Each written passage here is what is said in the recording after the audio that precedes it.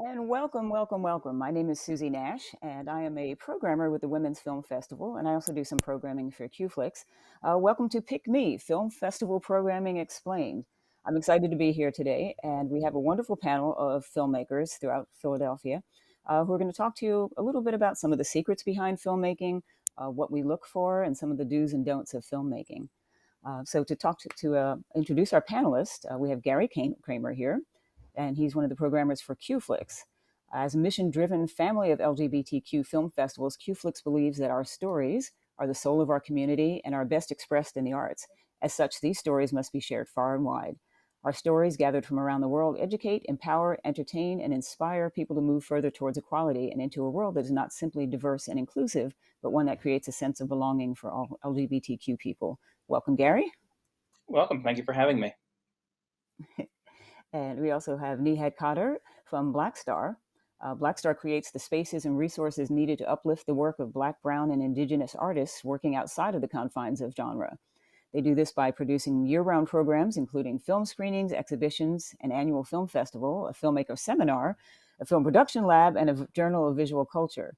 These programs provide artists opportunities for viable strategies for collaborations with other artists, audiences, funders, distributors, and distributors. They elevate artists who are overlooked, invisibilized,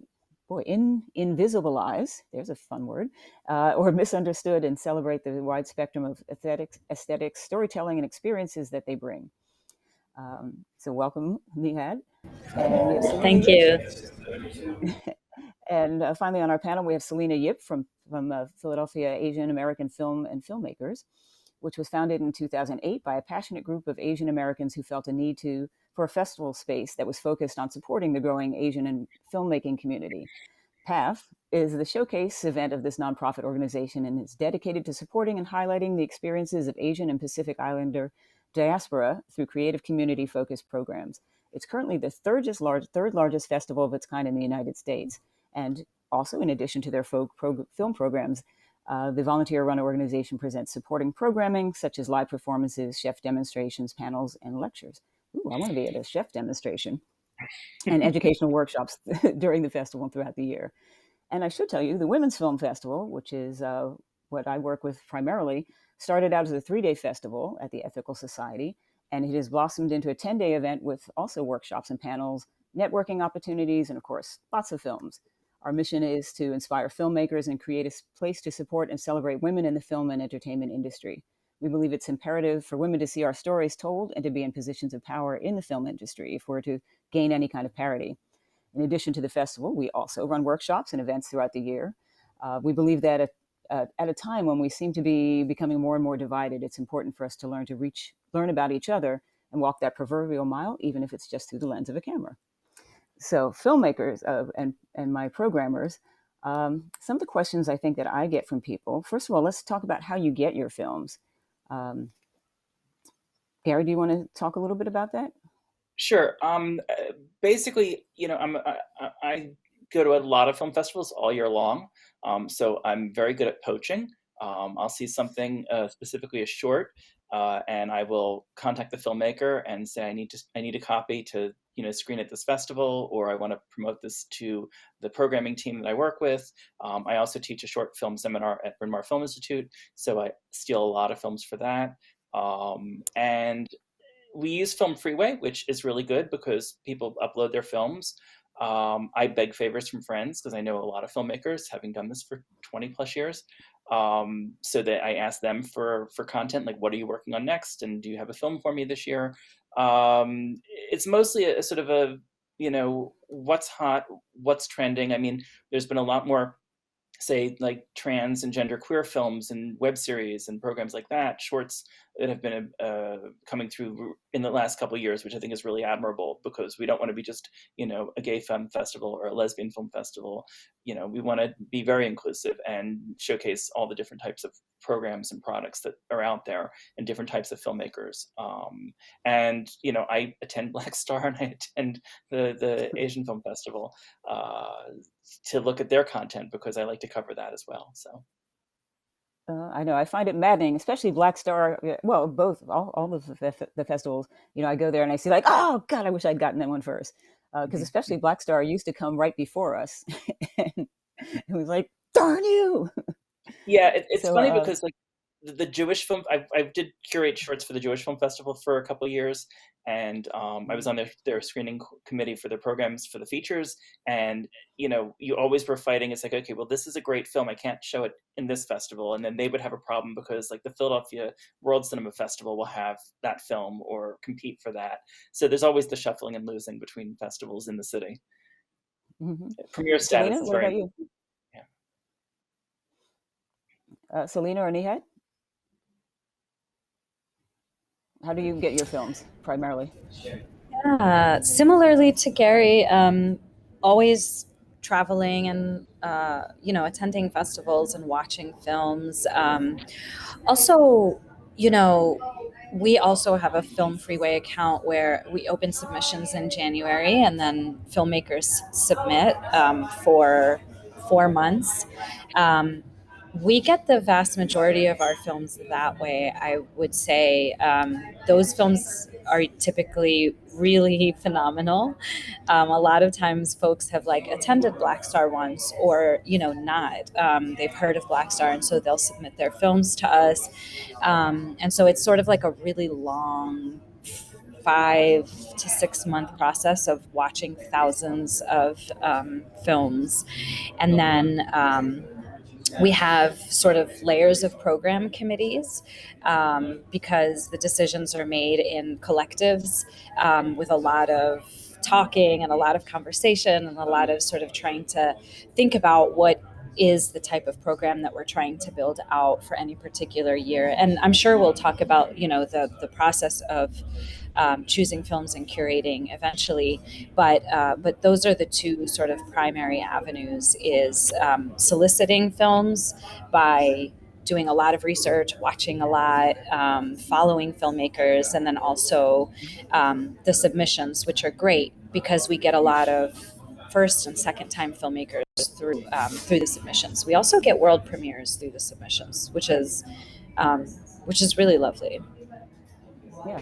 Selena, do you get films pretty much the same way? And if so, maybe you can explain for people who aren't familiar, what Film Freeway is, or how that kind of works.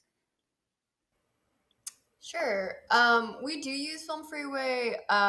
We do have similar ways of acquiring films. Obviously, soliciting from other festivals. I will say that the Asian American Film Festival network is also super important.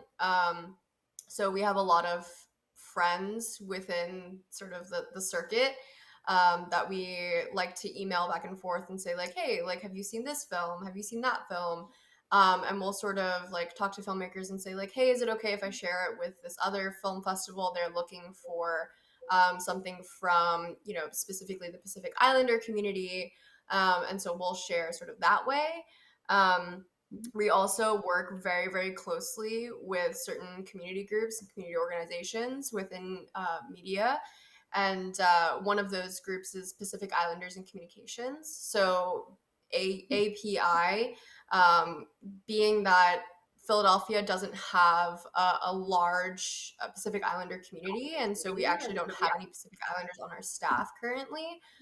We work very closely with Pacific Islanders and Communications to ensure that the programming that we have for our Pacific Showcase is reflective of the community that is currently making movies and making content from the PI community. To answer the question about Film Freeway, it's sort of similar to like Without a Box. It's just a online platform where filmmakers can find film festivals to submit their works to. It's also a place where film festivals can find films to solicit. So it's just like a nice little contained website where you can find places to submit films. Yeah, and it's a sort of one-stop shopping. And what's great for as a programmer, it gives us information about the filmmaker, whether it's their first time filmmaker, um, where the film is shown in other cities, information about the director, and perhaps synopsis, all that stuff. So it gives the programmers a lot of information.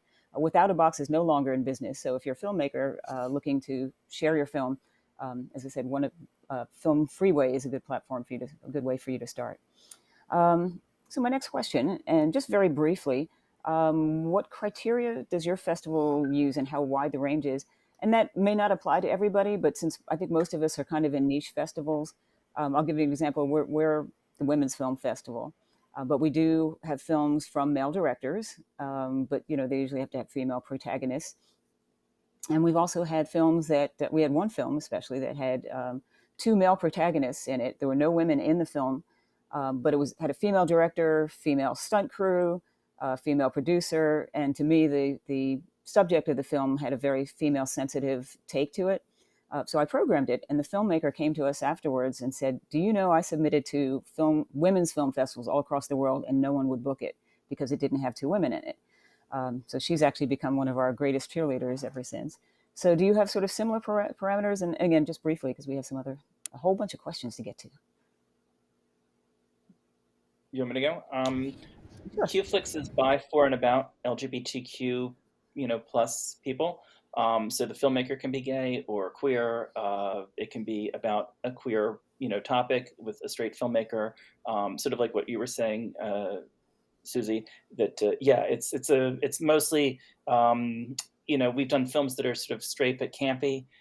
It just depends on what the project is. And with most curating, you always want to show something that people either haven't seen before or offer them something risky that's different that you would not see otherwise, except in a film festival, like the Women's Festival selection of the two men film. I would totally have gone to that, because we like to play with identity and ideas on how to present or represent. And I've often said that gay filmmakers make great straight movies, and vice versa. There's a sensitivity. So it's just really, it's depending on the product, but you want to show something that people haven't seen before. That's my biggest criteria when I program. Mm-hmm. Either Selena or Nihat? Yeah, the Black Star criteria is we say Black, Brown, and Indigenous filmmakers, and that mandate is global. So we're talking about global Indigenous. That includes Pacific Islander. That includes Australia, and we're talking about the global Black diaspora. So that includes everything from the Caribbean to Germany, and then also brown, sort of, you can imagine anything from Palestinian cinema to Indian cinema. And we've made few exceptions in the cases of white directors when a producer in a leading producer role has a creative control over the storytelling, and they're a person of color, but that very rarely happens. I want to say 99.99% of the films that we show are directed and produced by people of color, Black, Brown, or Indigenous from around the world. Yeah. And I think for us the same, as I said, a good portion of the films are female directed. But just again, for people who are listening in or watching and just sort of want to know, like, well, if I have this amazing film, is it possible for me to submit? So the next question, and I guess having said that, one of my tips for folks is also know where you're sending your film festival, sending your film. Because I don't know if you guys experience this, but we get a lot of films where they're just not appropriate for our film festival. And I found that especially when I was programming films for the Gay and Lesbian Film Festival, or QFlix, and QFest, and before that, Pigliff, which was the Philadelphia International Gay and Lesbian Film Festival.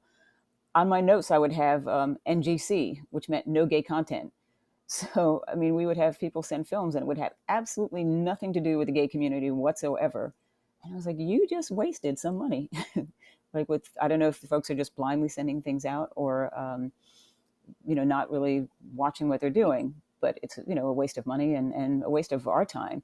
So, one of my first tips for filmmakers is do your research before you send out your films and spend your money. Are you running into that at all? Or what other advice would you have in terms of sort of doing your research on your festivals? Can I answer the question earlier? Yes, please. Yeah. This is Yeah. an open discussion, so please.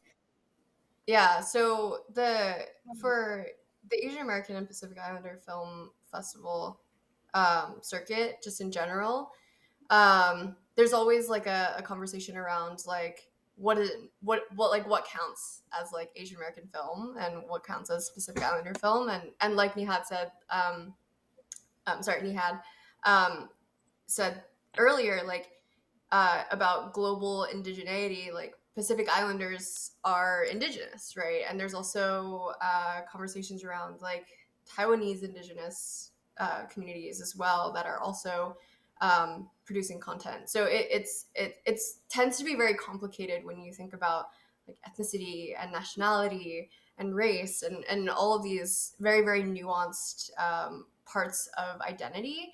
So it is a very like case by case basis. So similarly to Black Star, like we do sometimes have films that are directed by people who are not people of color, but it is always dependent on like what is the content of the film, how is that topic framed, why is this subject important for our community to see and talk about. So like echoing I think what Suzi's advice was earlier, which is like know where you're submitting your film. I think also at the same time, like know that if you fall within this like very broad identity, right? Like it is still worth it to like submit, and or you can find the programmer's emails and just ask like, hey, I don't know if I fit into this festival, right? Like, I'm not sure, whether I am a part of the community that you are interested in representing, right? Like, we've had people DM us on Instagram and just say, like, hey, I'm South Asian. Like, does this count as Asian? Which obviously, yes. But I appreciate being able to have that conversation and like clarify, like, yeah, absolutely. Like, please submit your film. So it's always good to like double check if you're like super not sure. Obviously, like we don't want people to like waste our time and send us films that have absolutely nothing to do with what we're trying to represent in our festival. But it's also totally fine to like have these conversations with us because we're, that's what we do.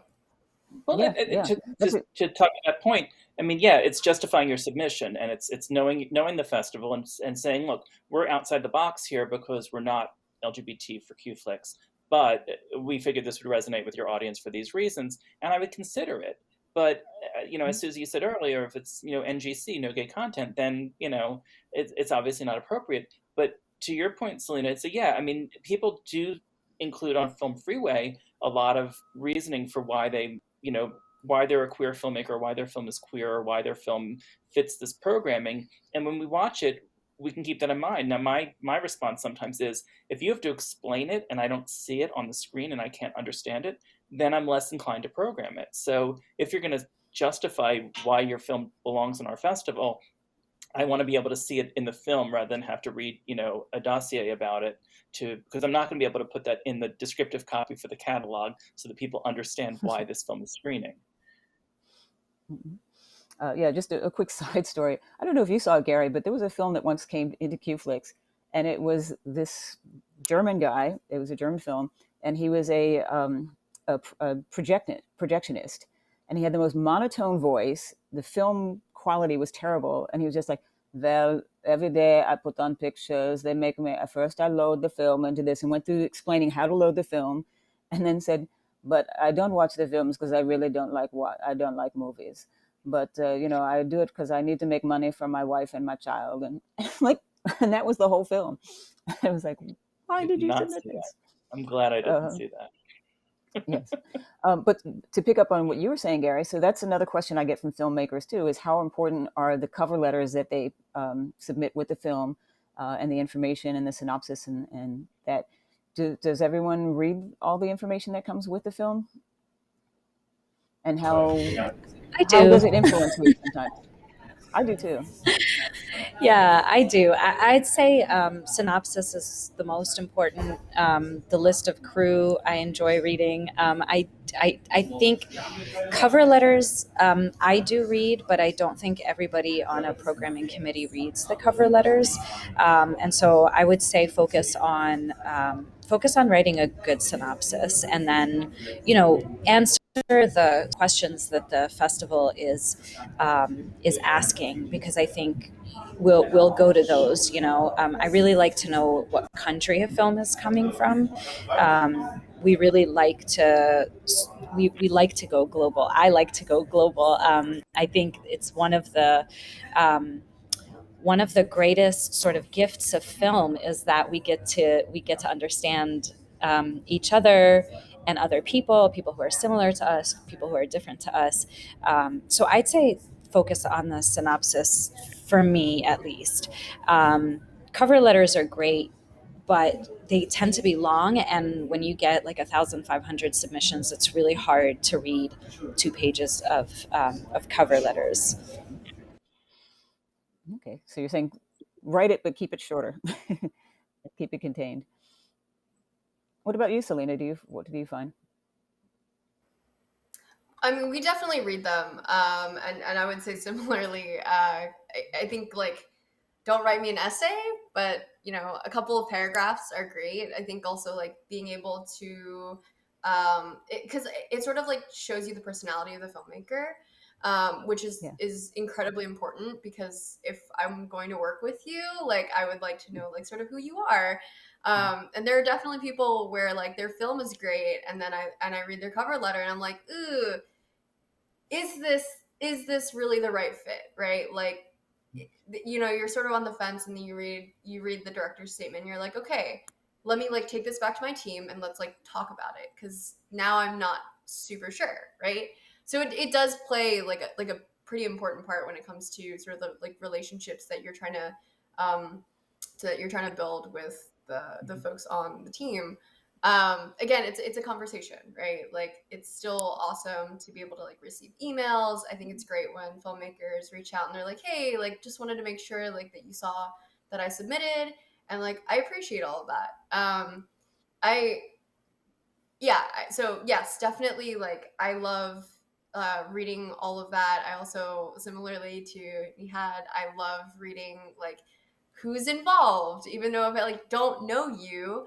But sometimes you can see like, oh, the executive producer on this film was also a filmmaker who like submitted their own film, right?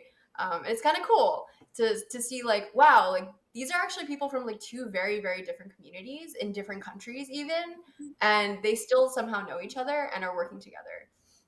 I also Yeah. love reading like the languages. Like, I think that's like super nerdy, but it's very cool to see like how many different languages are spoken, and how they also possibly are in the same film together. Like, that's super awesome.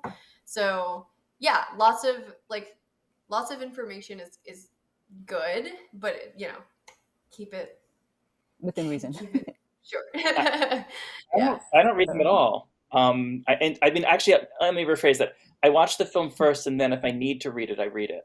And the reason I do that is because I like going in blind, and maybe that's the critic in me. But the less I know is the better. If I know it's two guys meet on a date, well, if I see them not meeting for the first 20 minutes of a short, then it's like that spoils it for me in a sense.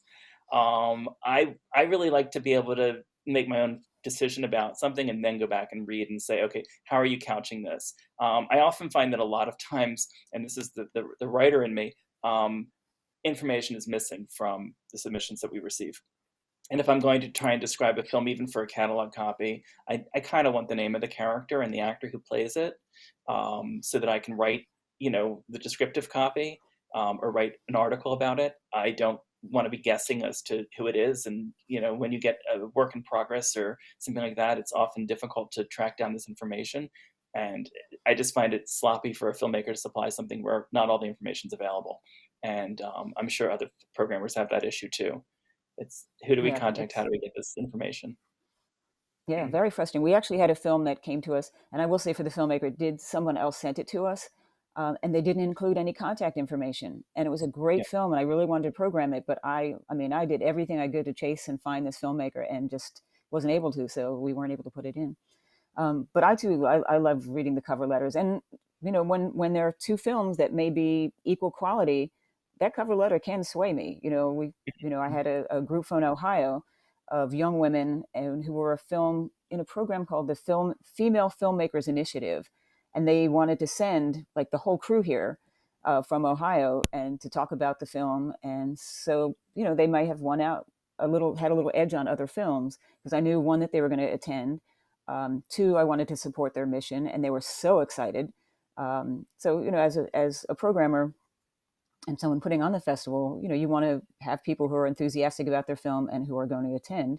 Which leads me to another tip: is I always say, and when I put out films, include the fact that if the film gets picked, you will be attending in person. Because film festivals always, want to have filmmakers there. That's half the fun for us as the people putting on the film festival, and fun for the audiences too. So for me, I think that's a tip to include that. Yeah, if you guys pick me, I'll be there. What do you guys think? And does that have a little sway with you as well? Gary, I'll have you go first.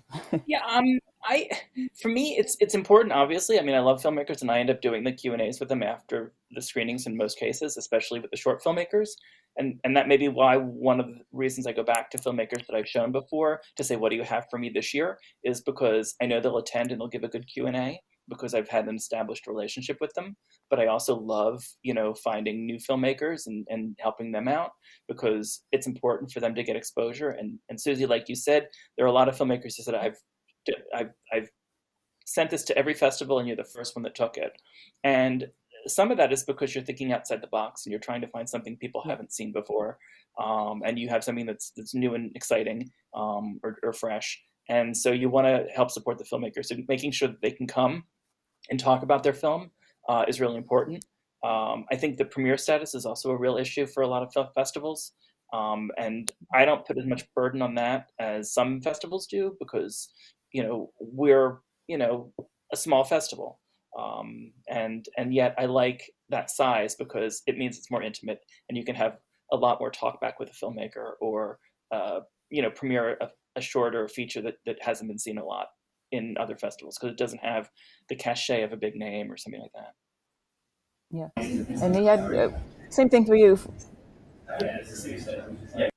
I was going to say post COVID, it's a really hard thing to talk about, both premiere statuses and filmmakers coming in person. Prior to COVID, Black Star has always been seen, and maybe we've seen ourselves as a filmmaker centered space. And so most filmmakers who screened at Black Star would come to Philadelphia, even internationally, would travel.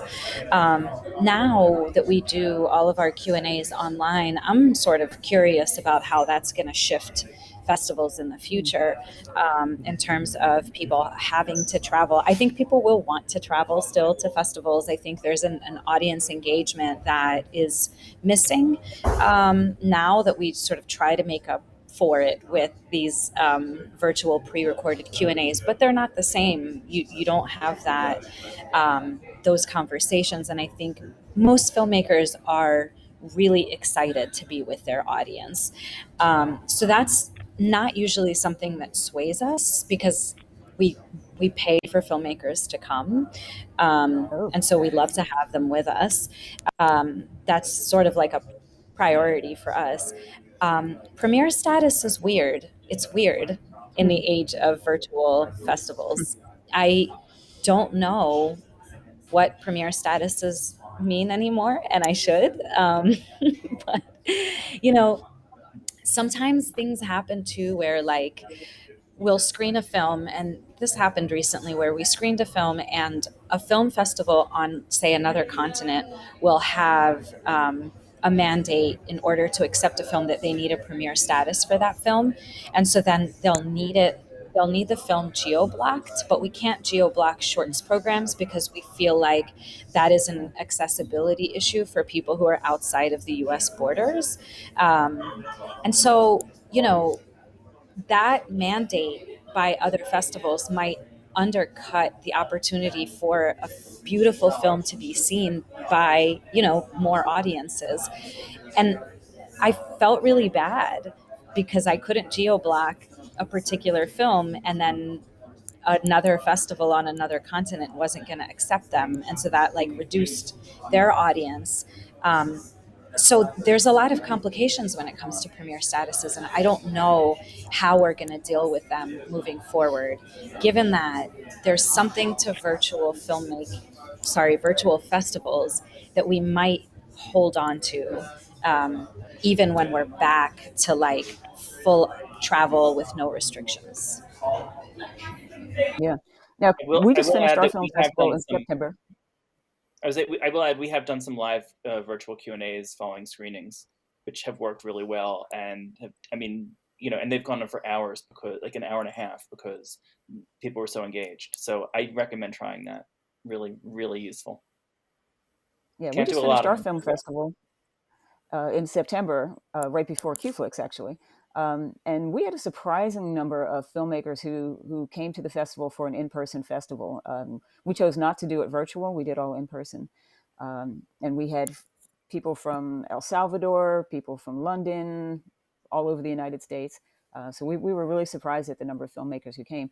Um, and I will say, I had a short film, 3.5 minute film that I went around the world with. I got to go to South Korea and Spain and everything with. And I think part of it was for me, I did include that, if my film was picked, I would be happy to be there in person and pay my own way. And I think that helped me get into some of the festivals, because they were, like to brag that they've got folks coming, flying across the world to get to their film festival. Selena, what do you think about that as a tip for filmmakers when submitting their programs? I think I'm kind of like on the same boat as Mihad. I don't really know like what is gonna happen post COVID restrictions. I would also say that like um Now you're doing hybrid this year, right? yeah, we are doing hybrid this year. So we have a opening night screening and a closing night screening, and we've had a lot of filmmakers who have reached out to us saying like, hey, like we want to come to your festival, like can you please do an in-person screening? And I've had to say no, because it just doesn't make sense for us currently. Just financially, we're only at 30% capacity for a screening, and that's way too low for us to do more than the two opening and closing night screenings. But I think with virtual, I think that it provides us like this opportunity to be able to speak with filmmakers that would have never come um, to our festival. It's just not possible for them. We have a lot of like Iranian filmmakers who were never able to travel, and being able to have Q&As with those folks online has been really awesome. I think like it's just gonna be it's gonna be like a real shift, I think, for festivals after we decide, okay, here's the time that we're gonna go like fully in person, right? Or if we decide that we're gonna fully go in person, because then we have to really think about like, well, what if the filmmaker can't come, and then then on the back end, like we have to like scramble and figure out like how are we gonna do like live Q&A and blah blah blah blah, and it actually is a lot of work, like to be able to accommodate all of the filmmakers because they're so important to the festival. Like it's a lot of work. So I think my advice honestly is just to like keep that in mind, and to like know that what you're asking of festival staff is a lot, and on it's you're asking for stuff on top of what we're already doing, and we're already at obviously the festivals at this table here are already trying to do a lot in order to make sure that this experience is great for like everyone. So I think like we want to do the things that you're asking of us, but also at the same time, just be mindful that it's not always possible, and we'll The try, but resources. Yeah, So it's just hard. It's hard right now because of like the COVID restrictions that either the country or the state or our own festival or our venues are like putting on to yeah. us. Like we have to be really careful. We have to be really careful. There are people in our community that like can't come out to in-person screenings, Mhm. even like prior to COVID. Like being Mhm. immunocompromised is not like a new thing. So like it's yeah, I think it's Okay. complicated, but just Yeah. work with the Uh, festival, and if okay.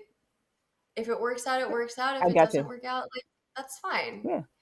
Yeah, Susie So knows. another question I wanted to ask. Yeah.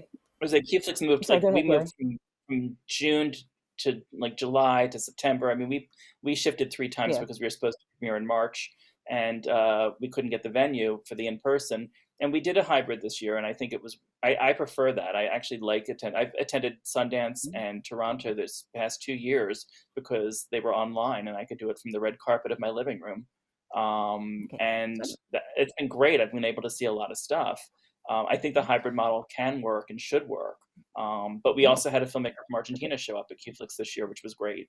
So, Yeah. we had So I some want to jump in filmmakers just because show I up. want to get to some other Yeah. questions here. Yeah. So one of the things I get from filmmakers all the time is, do you watch the whole film? So I can answer for myself. I know, depending. If it's a short film, I generally watch the whole thing. If it's a feature film, I'll watch the first 15, 20 minutes. And if they haven't done it by then, under some circumstances, I'll go longer, but it depends. But as I said, you want to try to make sure if you're bored in the first 20 minutes, then I'm not If nothing anticipating it getting happens too in the much first, better. if nothing I'm sorry, happens say in the that again, first 20 Gary. minutes, if nothing happens in the first 20 minutes of a feature, nothing is going to happen. Um, Yeah. and I tell short filmmakers all the time, if your 20-minute film feels like 5 minutes, that's great. If your 5-minute film feels like 20 minutes, that's a problem. And also, I don't care how great this one shot is, if it doesn't advance the narrative, don't include it. It's you may have spent a day trying to get it, but it doesn't help your film. Less is more. And I will watch almost all of every film, but there are times when I've cut because I know it's not for me or it's not for the festival. But I will also say that I have sat through. I mean, I remember one film at the Jewish Film Festival that was so terrible, but I had to see it through all the way through the end because I just couldn't believe how bad it was. And needless to say, we did not program it, but we I'm had a guilty great of that too. discussion. Great discussion Yeah, I'm about it guilty for of sure. that too. Yeah, we had a film that was submitted. It was a musical about rape. It was so horrific, but I could not take my eyes off it. But Nihad, I think you were going to say something. Your expression is Yeah. Yeah. Um, we watch everything. So we have like layers of watching. We have many people who watch every film that is submitted, and at least one person does watch the full film all the way through. And that is to do with sort of like the artistic integrity of, what people are, this is somebody's artwork. And so I think there is sort of that minimum threshold. But if let's say there are 5 people on between our programming committee and our programmers and our screening interns who lay eyes on every film, 5 people are not going to watch the full film all the way through if it's not going to Yeah. be a film that is viable for the program. Once it's viable for the program, sort of once it passes that first threshold, we watch all the way through. And I think there's no other way to determine, because film technology now has created a world in which films are just getting better and better in terms of quality, in terms of writing, in terms of acting. I mean, just, sound design, whatever you can think of. And so, yeah, we do. They end up being, a lot of times, if a film doesn't get chosen, it maybe has reached the like final stage, and then something, you're sort of like nitpicking as a group of programmers to figure out what you're actually going to take and what you're not going to take. And so in those cases, we we oftentimes will watch a film like 2 or 3 times all the way through to make a final decision about it. So the answer is it's varied. Some films get seen all the way through multiple times, some films, but all films get seen at least once all the way through by somebody who's responsible for, or who's on the programming team. Yeah. And all right, so moving on. We For only our have. Oh, I'm sorry, festival, Selena. yeah, sorry. For our festival, like I think we similarly to Gary's process is kind of just like within the first 15 to 20 minutes, if it doesn't feel like it's good, then we kind of like move on. But also we typically recommend that if if you feel like there is potential and you've read the synopsis, you read all the information, you're like, this, I want this to be good, I really want to like continue watching it, like do. And like I've definitely like gone through films where like, okay, I don't have enough time to watch the whole thing, but I'm going to like look through and try to like Spot through. look at or kind of like figure out like do I want to see if someone else, because I'm not a program, well, I'm a programmer, but I do the festival directing stuff, so it's kind of a difficult thing to do both. So obviously, like if I see something that I'm like, hey, this like looks really good, I'll pass it to someone else and say like, can you take a look at this, right? Like I watched the first 20 minutes, I'm not sure that it's great, but I think it has the potential, and I'll pass it along to someone else and say like, do you want to take a look? So someone is going to watch it, and similar to Black Stars, someone will watch it all the way through. And also filmmakers can see how much you've watched. So if you're a filmmaker who's submitting on Film Freeway, like look for that part of your end, because we can't see that, but filmmakers can see how much that film festivals have watched of their films. So it's good for you to know sort of like what festivals are taking the time to take a look at your work, and then what festivals might not be.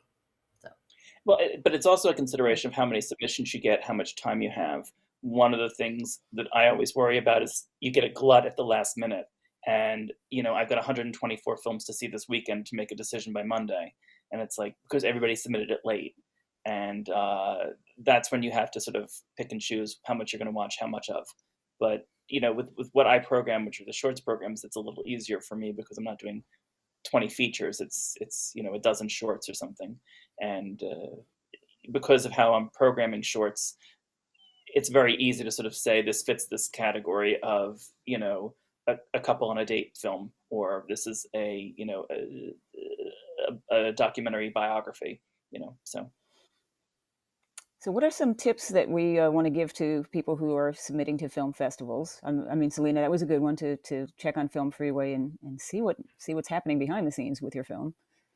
What are some other tips that you guys want to send Do it out to early. folks? Submit early. That's a great one, Gary. And also, because Selena mentioned Iran, I want to say for filmmakers from countries like Cuba, Iran, Haiti, countries that the United States has a particularly contentious relationship with, and where financial transactions are difficult, reach out to the programmers. Black Star, for example, has a code specifically for filmmakers from countries like Iran and Cuba who are going to have a difficult time paying a film submission. If you're a student, find out what kind of deal a festival offers for you to be able to submit for free. Things like that. If there's anything that stands in the way of you submitting a film that you worked on because of a financial transaction, particularly if it's political. If you're working with a political festival, they're going to have a way around it. Yeah, that's a Good great tip. point. Good tip. Because we do have waivers for filmmakers who are in need. Yeah, we do as well. Yeah, for me, I would say one, as we spoke of before, please include all your information. Include your telephone number or a telephone number where someone can get a hold of you. Um, include all the information, all your contact information, all the links. Make sure that your links are working properly. Those are some of the Yeah, that's thoughts good I too. had. Yeah. And what are some of the things you recommend filmmakers do to make their films more noticeable?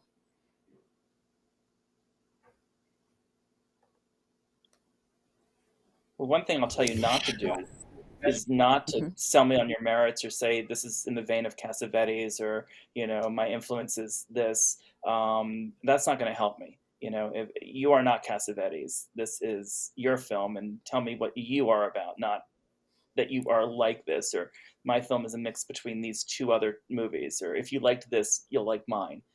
That's not important to me, and that's not going to help me. In fact, it's going to hurt you. Yeah.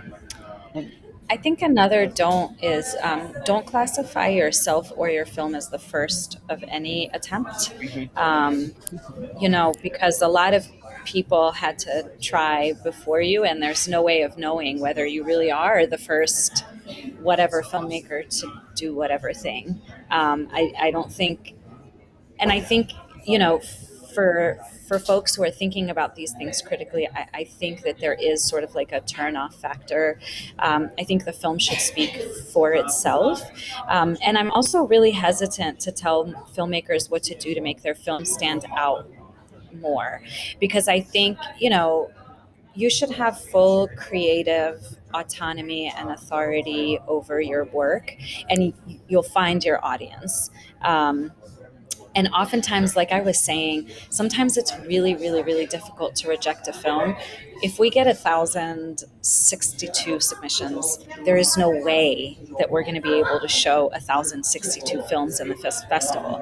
And so, just by virtue of that, of like, you know, the physical sciences of the way that time works, we have to reject. And oftentimes we do reject films that we really like. And that is not a reflection on the film itself. And that doesn't mean that you have to think about how you should change your films moving forward. But it is a reflection on maybe how we're curating, who our audience is, and what kinds of themes we're looking at in a particular year, or what kinds of things the curators are thinking about in a particular year, right? Like it's a very subjective process. So I would say for filmmakers to not get disheartened. You're also going to be hard pressed, I think, a lot of times to get any feedback from programmers, because of the number of submissions that we're getting every year. So I'd say just stay true to yourself and you'll find your audience. agreed. Yeah, I think actually that was what I was going to wrap up with. So, thank you for taking Let's us see there. again. Is and I'll let you, Selena? Gary, also. I'm sorry, Selena, were you Sel- going to say something there? Selena. I was just gonna say that tacking on to everything that Nihad just said and everything that Gary just said, um, it's and I feel like I've just been saying this entire time, but like email us, like ask us questions. Like if you got a rejection and you want to know why, like just ask. I think like our team at least is like very willing to say like this is what we thought, this is what this is what we were looking for. We really liked your film. We really we really didn't like this part. Like I've had filmmakers who have reached out to me this year and asked like, hey, like, can you just let us know like what feedback you have, like how we could have improved, and I let them know like these are the reviews that we got, this is sort of like everyone's feedback, and they were like, wow, that's super interesting because this piece act like the feedback was it would have worked better as a theater piece, and they were like, oh, that's super Mm-hmm. interesting because I actually wrote it as a theater piece to begin with, Hmm. but then switched to film because of the pandemic. And I was like, okay, cool, like there we go, like we've sort of like had this conversation, and now you can see that like that actually did come through, the fact that it was originally a theater piece. And so like take that as you will. Like if you think that it was great the way it was, great. If you want to change it, like have the conversation with us. Like we're more than willing to like give you feedback on how our screeners saw it, or how our team saw it. But again, that's not like the end all be all of like how it will be received by audiences, right? Like there are tons and tons of people who can watch your film, and it's, it's, we're not like the gods of like the film world, and But you're we're building a definitely relationship with. not trying to gatekeep that either. So like always take it with a Yeah. grain of salt, but have the conversation with us. But you're Okay. building a relationship with that filmmaker to get their next film, and Exactly. that's, I think, important. It's keeping that line of communication open, even if you One turn of the something down. comments I've yeah, one of the comments I've gotten from people is that was the nicest rejection letter I ever received. Um, and no, I did have one time where I got a really negative letter back, and it was from this woman who submitted a film, and it was an older white lady, and she was recreating different characters from history, including Harriet Tubman and a woman. It was not. It was someone from the Asian history, and she did it in blackface and in Asian and like with Asian Yellow. yellowed her skin and had her eyes. I was like, "Are you out of your mind?" And she wrote this whole thing that she was an accomplished filmmaker and how dare our festival not pick her? Do we know who she is? Kind of thing. I was like, whoa. Make sure you don't show But anything she ever does. yeah, of course. But most of the time it's been respectful. And as you said, it's been a wonderful conversation that I've been able to have with filmmakers. Just as we're sort of wrapping up here, a couple of things. Just let's continue with telling filmmakers that, don't take it personally. As Nihad was saying, sometimes I may have, say, six short films that are all about sports, and they make a wonderful program. And the seventh film is about sexual assault. And that's the only program I have. I can't find a way to throw that in there or pigeon it. And if there's not a way to do another program to fulfill a spot for that, your film might be amazing, but not get put in because of that reason. So don't take it personally. There are always different reasons. Yeah, And I then mean, let's I also will just just jump on that. It's yeah, really important I curate shorts, so it's really important for a short film program to tell a story and not just be hodgepodge lodge of, well, here's six shorts we got. No, these are all thematically based, or they take you from an intimate perspective to a global perspective. Um, I think it's really important in curating, and a lot of filmmakers don't understand their film won't fit a program. That's why they get angry that their film isn't in it. But we want to show diversity of voices. We want to show diversity of styles. I can't throw animation and documentary and narrative all in the same program. I don't think that works. although I've done that. But, It depends on what the program is, though. yeah. And what are some tips you might have just for the person who's thinking about doing their first film? Do it. Yeah. We have I guess the analogy I always use again with Qflix is that there was a film that we once got. This is back when we got our films on VHS, so this is how long ago it was, and it was called Here Boy. So I put the film into the VHS machine, turned it on, and all the credits rolled before the film, the opening slate, and then this woman stood up and went, "Here Boy," and this giant dog came and knocked her out of frame, and then the credits rolled, and that was it. I laughed so hard that I actually programmed it because it was just so simple and funny. It was like less than 60 seconds. Uh, so you never it's gonna tickle somebody's funny bone or touch somebody. Just go out there and start making films. Anyone want to add to that before we wrap up? Now, Don't take have you yourself all? too seriously. I feel like that's a Yeah. big thing. Just don't take yourself too seriously. Like you have to be able to be lighthearted and not expect so much of yourself to be able to like send a VHS that has a 20-second video of your dog toppling you over. Like that's yeah. I think like I feel like the reason why we get these, responses to rejections that are that can be so volatile or can be so rude is because people are taking themselves too seriously and taking this process very seriously. Like we're not, like I said earlier, like we're not gods of the film world. We're just people who are trying to like put together a really enjoyable program, and we're doing our best, and we're hoping that you're doing your best. And yeah, it's should be fun. It should be a fun thing that you're doing. If you're making films, it should be a good time. That sounds, listen, those are beautiful words to end with. Thank you so much for my panelists for being here. One we have PAF is coming up. So Selena, you want to tell them the dates for that? And we're going to show a clip of some of the films that will be available for you. Yeah, thank you for that. So PAF is coming up in November. It's starting on November 4th to November 14th. Like I mentioned earlier, it's a hybrid format. So we have 2 film screenings, opening and closing, and we have a couple of theater performances and a music showcase that we're doing throughout the week. And other than that, all of the films are available for rental online on our online platform, and you can see what's in the festival when we play the festival trailer right after this. Excellent.